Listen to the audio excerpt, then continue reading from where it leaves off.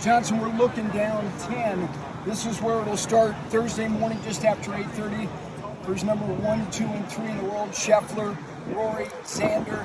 Handicapping this field as we sit here midday on a Wednesday, how much has the 5 inches of rain changed how many guys legitimately can contend? Honestly, I've been thinking that maybe there was 15 to 18 guys that could win this golf tournament coming into the week if it was firm and fast, just because of how much length matters here at Quail Hollow. And no matter what, going into Thursday, Friday, it's going to be soft. Even if we continue to get this weather, it's still going to be soft. I think it's more like 8 guys can win this golf tournament right now because you just can't come into these greens with such long irons. Now, I have heard the other side of this argument from Randall Chambly, who said, look at Zach Johnson's win at Augusta. It was wet, and it allows shorter hitters to come into greens with longer clubs and be able to stop them. With the sub-air system under these greens, they're still bouncing out there, and I just think length is so important. So I've got a list. Do you want to make a list together? Yeah, let's do it. Obviously, Rory. Yep. Bryson. Yep. Xander. Yep. I'm never going to count out Scotty Scheffler. Right. I'm going to throw a couple other names out there. Okay. I'm going to throw Jake Knapp, Interesting. who loves this place and has the prerequisite club head speed and ball speed. And I look at a guy like Minwoo Lee. Okay. If he can have his iron play in form, I think with his length, and he keeps it on the map, I think a guy like Minwoo Lee has a distinct advantage on this golf course. Okay, how about, you didn't mention Justin Thomas yet, would you?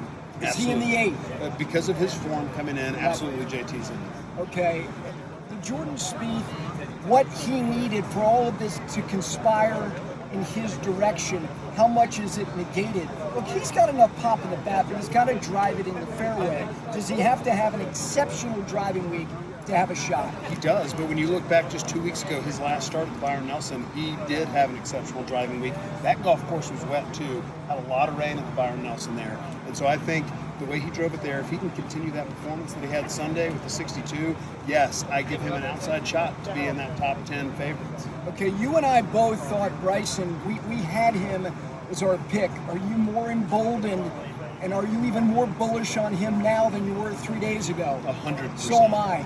I mean, the rough it's not quite as thick as I was expecting it, but it is thick in spots. I've seen a lot of lies go down to the bottom. I've seen a lot of lies stay on top.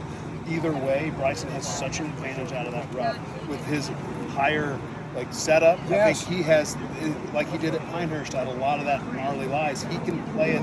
He can play shots out of this rough that only a couple guys have the ability and the speed and the power to hit.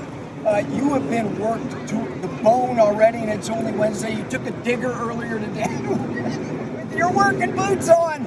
Just a final thought about the fact that the role that you have now in the game for this major to be your home, which means so much to you. Just a final thought about this week. It's been really special. I'm honored to have the role I have with Golf Channel, to work with Keith Wood and Kerry Haig, and to be able to be on the golf course hitting shots.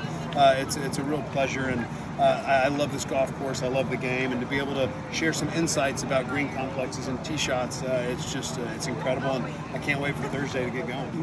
We can't either. Enjoy all of it.